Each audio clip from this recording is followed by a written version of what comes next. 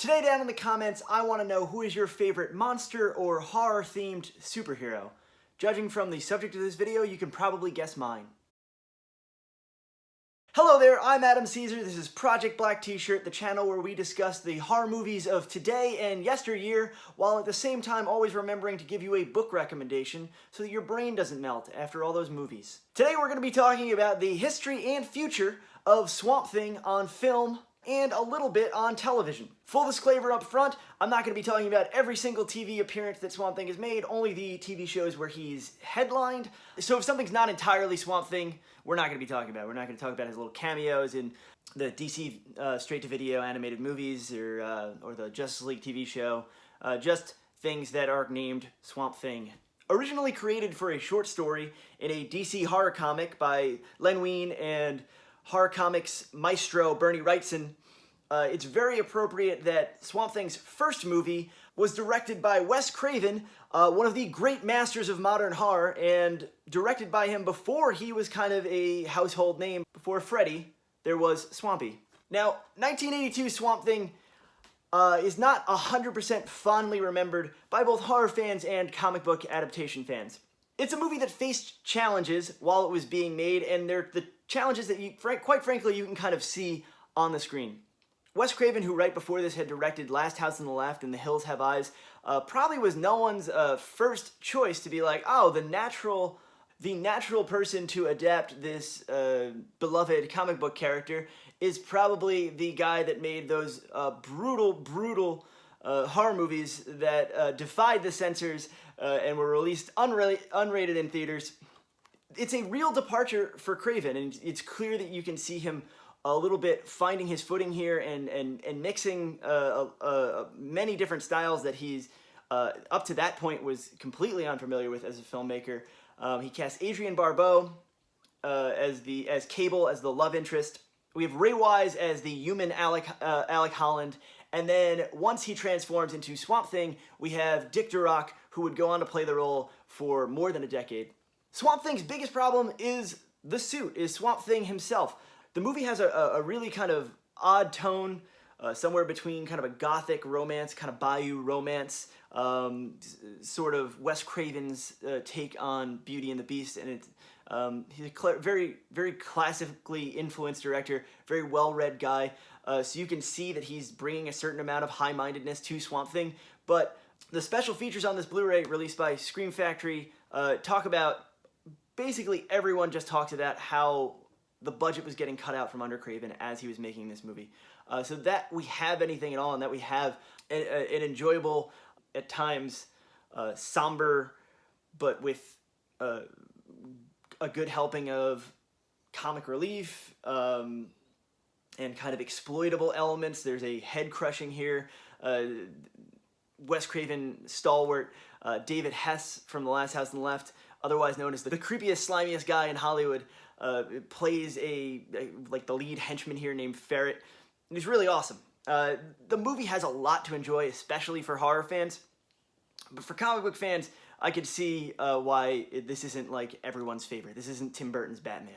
Although without this movie, you probably wouldn't have Tim Burton's Batman because the producers were so hot on this idea of adapting comic book properties that it led directly to Tim Burton's Batman. So all good things comes to those who wait, and our next movie took about 6 or 7 years to get off the ground, but when it did, the world was gifted with The Return of Swamp Thing.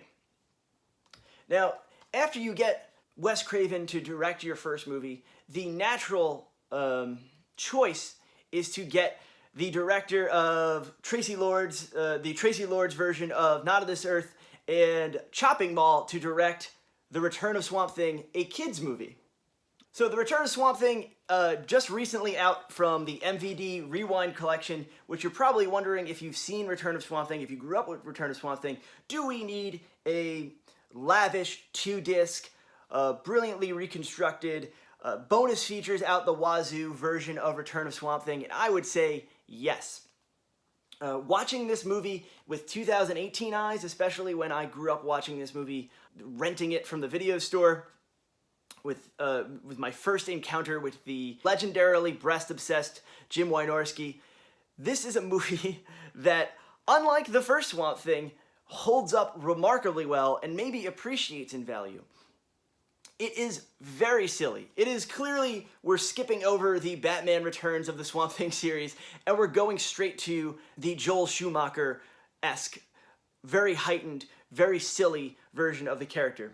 We have Heather Locklear here, we have Dick Durock reprising his role as Swamp Thing, and you have the incredible Louis Jourdain reprising his role as Dr. Arcane. This is a movie that is, if you wanted to know what the year 1989 was like for populist cinema, put in The Return of Swamp Thing, because it basically has everything.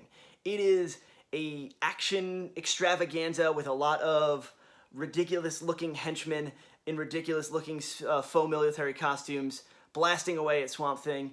It is a meet-cute Beverly Hills romance, because Heather Locklear's character comes from LA to the swamps of Georgia and meets up with Swamp Thing and her stepdad, Dr. Arcane. It is a child's Goonies-esque romp, because we have this subplot with these two little kids trying to get a picture of Swamp Thing, and they're going to sell it to a newspaper. It is so silly, so clearly self-aware before self-aware comics stuff was really a thing, unless we're talking about the Adam West Batman. But where it counts, the special effects, the suit is far better in this version, the Swamp Thing suit. There are a bunch of monsters.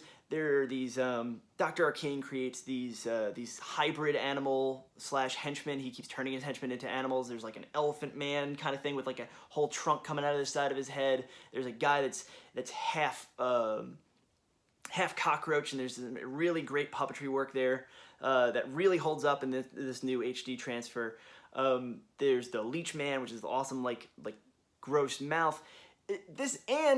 This movie begins with a smash cut to Creedence Clearwater Revival's Born on the Bayou. So if you don't like Return of Swamp Thing, I don't know, man. I just don't want to know you. And if you're at all a fan or at all curious, I cannot recommend this MVD Rewind Collection release of the film enough. It's got like kind of this faux weathered packaging. It's got like a little poster in there. It's 2 discs. They talk to basically everyone who's still with us and had a major impact in the film. They talk to them, except for Heather Locklear, but you do get some good kind of behind the scenes Heather Locklear stories. It is far and away one of the best discs of the year, and I can't believe I'm saying that, because Return of the Swamp Thing, Criterion level treatment, great disc. Now, after those movies, things went to the small screen. Dick Durock played Swamp Thing in a somewhat long-running TV show that was syndicated on USA Network. Now, as a kid in 1990 through 93, whenever it was running, I didn't have the USA Network. We didn't have cable, so I didn't get that. I wasn't able to watch Swamp Thing as it was originally airing. I came to that show later. There was a DVD release of it, but at that point, I was a teenager. It had lost its magic. It had lost most of its appeal for me. But I can appreciate what the TV show was and is. And Dick Durock, the hardest working man in show business to do more than 70 episodes in that makeup, entirely in that makeup, and where he's the star. Shortly after the live action TV show was what actually introduced me to Swamp Thing. I was a comic book kid, I was a comic book reader, but I was the more traditional Spider-Man, Batman, Justice League type reader. But the Swamp Thing animated TV show, which only ran, I looked this up, it only ran for 5 episodes. I had the first 2 episodes on a VHS tape, and I watched those things over and over and over and over and over again. And unlike the movies, you had Swamp Thing kind of melting and like vines shooting out of his hands. He was more like actual Swamp Thing, like where the special effects were prohibitive at the time. In animation, you could do whatever you wanted. Sadly, it was very short-lived, but it gave us the Kenner action figure line, which to me were the big action figures of my youth. I liked Teenage Mutant Ninja Turtles, and I liked all my Kenner Swamp Thing action figures. I had the base, the play set, I had the vehicles. It was a great set, even if the animated TV show doesn't really hold up. It has the song Wild Thing parodied and replaced with Swamp Thing, Earth Needs You, as its lyrics. Very silly. Probably something that doesn't hold up today. But my introduction to the character, which later brought me to the original versions, Bernie Wrightson, and Alan Moore and Steve Bissett's The Saga of Swamp Thing, which is held up as kind of the big Swamp Thing series. And because we are living in the quote-unquote golden age of television and streaming services, and everyone gets a TV show at this point, Swamp Thing is being rebooted. As you may have heard, I've heard a lot of the horror websites kind of mislabel it as, you know, James Wan's Swamp Thing. James Wan is creating a new Swamp Thing show. It's James Wan's company, and James Wan is an executive producer on it. But the pilot is being written by Mark Verheiden, who was a writer on Daredevil and Battlestar Galactica, and Gary Dauberman, who wrote the It adaptation, the most recent It adaptation, which was, you know, a great adaptation. So I have a lot of hope that, I guess it's going to be like DC's own proprietary streaming service. I have a lot of hope that at least James Wan's going to direct the first episode, the pilot episode of this Swamp Thing streaming TV show, and with, you know, special effects being what they are now, with the money that Netflix and competing streaming services are throwing into their original content, I'm really hoping that this is going to be kind of the one true Swamp Thing to rule them all. Even though I love those movies, and I like, to varying degrees, the TV appearances Swampy has had. As a Swamp Thing fan, I think it would be spectacular if we got, you know, maybe like a 2-hour pilot episode directed by James Wan, who I'm a big fan of, and I think he's very clearly a horror director, so kind of picking up that mantle from Craven and Wynorski. Then we got our other great director taking on this property. So for this week's book recommendation, I didn't want to be super basic and tell you to go read Saga of Swamp Thing, because if you're watching this video, you know, almost 20-minute video about Swamp Thing, you've probably read Saga of Swamp Thing. But have you read House of Secrets? Have you read The Origin of Swamp Thing, the first issue? Or his name's Alex, not Alec. It's in here in this omnibus of House of Secrets. House of Secrets was kind of DC's a little bit more restrained take on the EC Comics, like Tales from the Crypt, Vault of Horror, stuff like that. So it is a horror anthology with some of the 60s best comics creators, artists and illustrators, and writers, all kind of doing stories, the kind of DC house stable. Len Wein, Marv Wolfman. There's some good stories in here if you can find this. This is, I think, out of print, this DC Showcase version of it. The only problem with it is, the only drawback is you get like 500 pages worth of comics for like $10, but they are in black and white when these comics were originally in color.